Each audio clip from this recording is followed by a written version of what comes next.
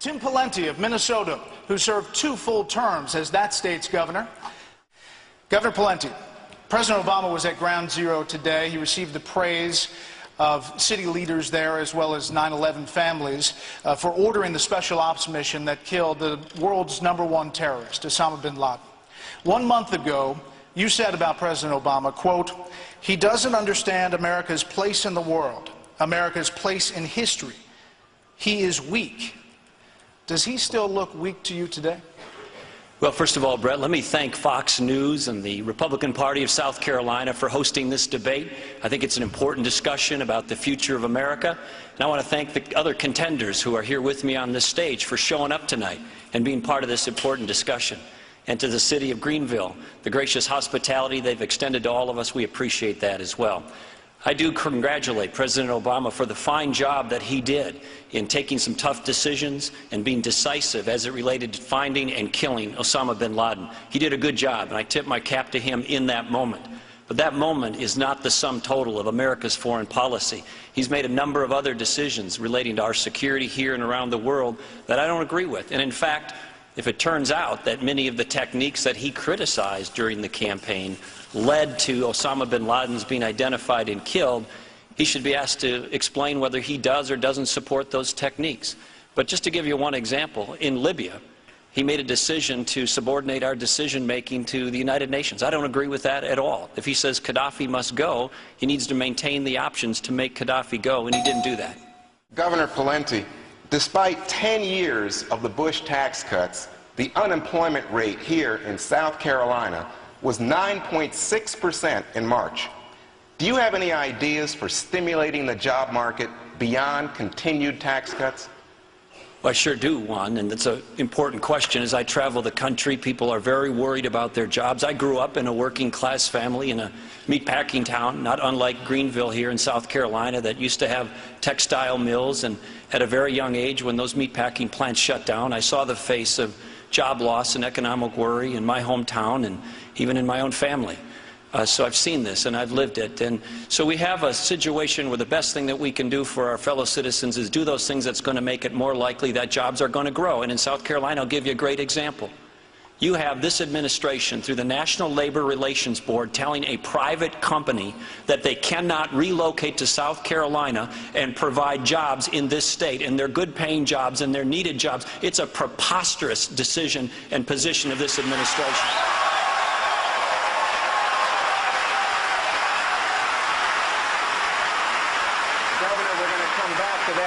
Later in the debate. But I just want to make it clear. I mean, the idea that the federal government can tell a private business where they can be and not be in the United States of America is a whole new line that this administration has crossed, and it's outrageous. As I said, we're going to come back to that issue. It's a hot one here in the state of South Carolina. Governor Pawlenty, we'll start with you. You, as every other participant here tonight, will notice that former Massachusetts Governor Mitt Romney is not here. But you've had plenty to say about Romney care, including this, quote, "Looking at the Massachusetts experience, it would not be the one I would want for the country to follow any further." A poll just weeks ago showed that 84% of Massachusetts residents are satisfied with the plan. Why isn't that good enough for you? Well, Governor Romney is not here to defend himself, and so I'm not going to pick on him or the position that he took in Massachusetts. But I will tell you this. The answer to our health care problem is not to drag it into Washington, D.C. and create a top-down, government-run, centralized, limited choice, limited option system. We took a different direction in my state of Minnesota. I governed there.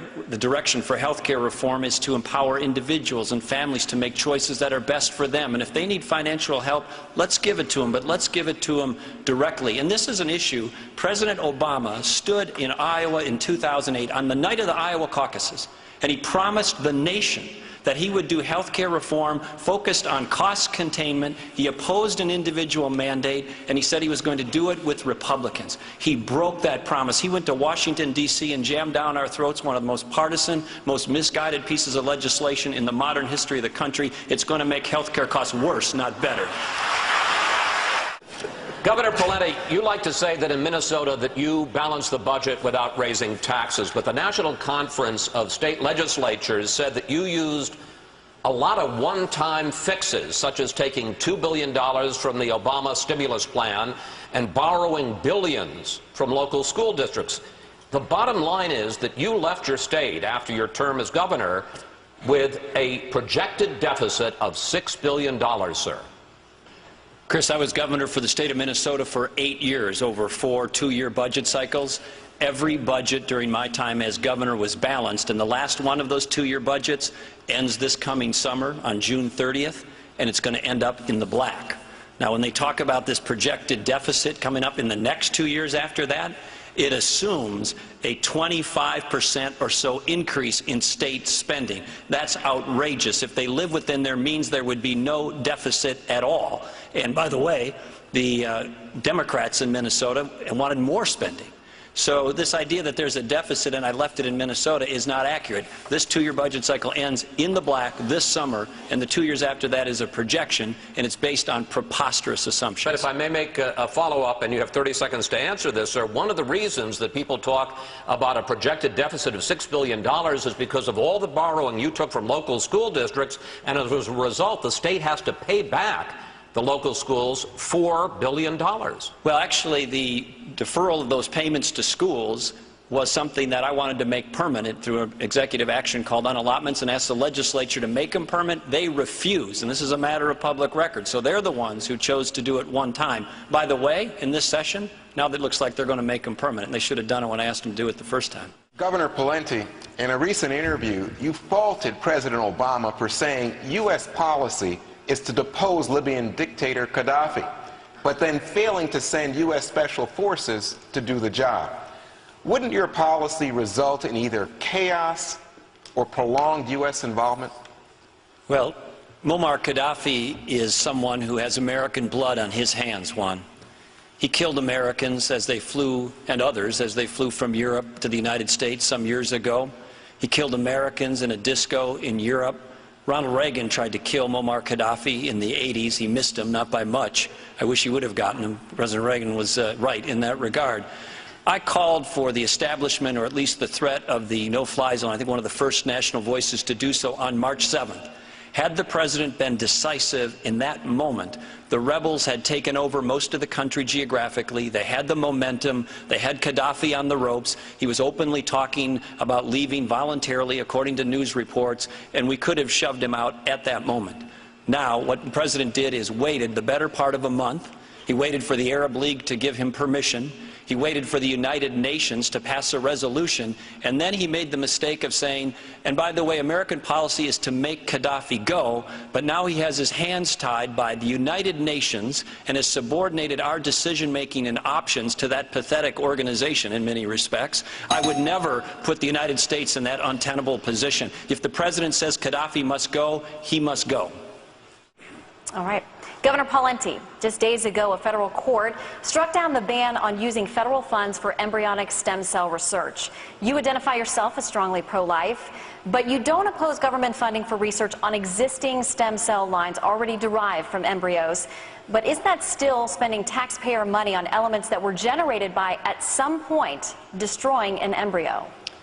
Well, as to stem cell research, it holds great promise, and I support stem cell research, but I think it should be adult-derived stem cell research. And by the way, Shannon, most of the therapies and breakthroughs that we're seeing in terms of treatments from stem cell research are coming from adult-derived stem cell research. So I strongly support that.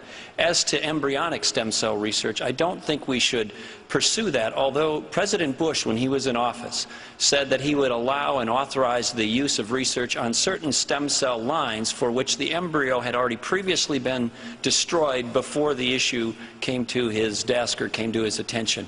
I did support his approach for that limited window of stem cell research on those existing lines for which the embryo had already been destroyed. Governor Pawlenty,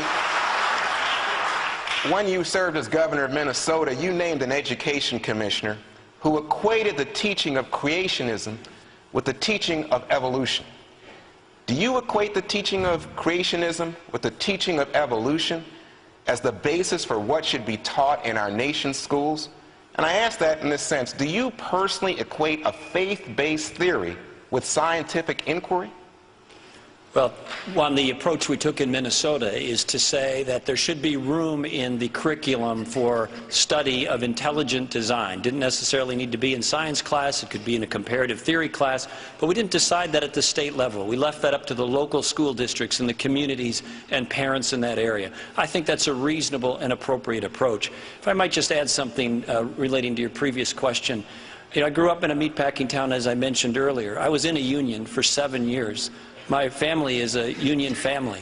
My brothers and sisters, many of them work in unions to this day, or have worked in unions. And so I understand this issue. We're not against hardworking men and women. They need jobs in this country. What we're against is government intervening in the market and with businesses to the point where they say, we're not even growing jobs anymore because the government's discouraging us so much, making it so expensive, delaying it so often, and we're just out of the job market. And that's the absolute wrong direction. And it's not about bashing unions. It's about being pro-job. And you can't be pro-job and anti-business. That's like being pro-egg and anti-chicken. It doesn't work. I understand, Governor, but you didn't answer my question about what you believe about teaching creationism in the schools. What do you believe, Governor? I believe that should be left up to parents and local school districts and not to states or the federal government. Chris Wallace has the next round of questions. Chris? My job in this round, gentlemen, is to ask you each about an issue that could be a problem for you down the road in this campaign. Governor Pawlenty, I'm going to start with you. In January, you told me that you signed a bill to promote renewable energy sources, but, and here's the quote, we never did sign a bill relating to cap and trade. Let's look at your record, sir. In 2007, the bill you signed required a task force to recommend how the state could adopt cap and trade. In 2008, you said, I support a reasonable cap and trade system at the federal level, and you made this ad for the Environmental Defense Action Fund. Let's watch, sir. Do we have to? If we act now, we can create thousands of new jobs in clean energy industries before our overseas competitors beat us to it. Cap greenhouse gas pollution now. Governor, I told you it was going to be a problem for you down the line. You now say that that was a dumb mistake, but weren't you, in fact, far more committed to cap and trade over those years than you now let on? Chris, what I said to you on that day and what I've said many other times is this. We did consider and sign into law legislation in Minnesota that would study cap and trade, but we didn't impose it. We signed up to look at it, to review it, to study it, to join with other states to look at it, and we did. And what I concluded subsequently is it's really a bad idea. And this is not in the last 6 months. I sent a letter to Congress, I think about 2 years ago, and at other times have said, I was wrong, it was a mistake, and I'm sorry. It's ham-fisted, it's going to be harmful to the economy. We all, everybody here and anybody else is going to be running for president, if you've got a, or considering running for president, if you've got a executive position and you've been in the battle, you're going to have some battle scars, or you're going to have a few clunkers in your record. We all do. And that's one of mine. I just admit it. I don't try to duck it, bob it, weave it, try to explain it away. I'm just telling you, I made a mistake. I'm looking American people in the eye and say I made a mistake, and I've opposed that cap and trade approach since. But I think nobody's perfect. If anybody's perfect, come on up here and stand by this podium because we'd like that person to be running for president. Governor Pawlenty. Brett, we have $4 a gallon gas. This morning they announced they had $6 a gallon gas in Hawaii. We have crushing levels of unemployment. It's almost unbearable for so many of our fellow Americans. We got a federal government that is out of control and spiraling towards financial insolvency. And if you look at those facts and say President Obama is unbeatable, I just say respectfully, those polls are wrong. He's got a temporary bump. We can't restore America's promise unless we have a president who keeps his promises to America. And he stood before the American people and said he's going to cut the deficit in half in his first term. He didn't keep that promise either. Governor Pawlenty, you've been campaigning for months, especially in Iowa. Mike Huckabee is still considering whether to even run, and he's already beating you quite badly in the polls, even in Iowa. Sir, if he gets in this race, are you out of business? I love the Huck. I know him. He's been a colleague of mine and a friend, and I know Janet, his spouse. He's a wonderful man, and he's got a big heart, and he's got a lot of talent, and he cares about this country, and I appreciate him very much. But my views and his views may not always line up. I think they mostly do in many things. But no, I'm planning to be in it if I decide to do this, to win it in Iowa, New Hampshire, South Carolina, and everywhere else. And I'm still not very well known outside of Minnesota. And as I get better known, I'm getting more and more support. So I think the momentum is on my side. Governor Pawlenty. As I travel America, it seems too many of our fellow Americans feel that America's best days are behind us. Let me tell you, they are not.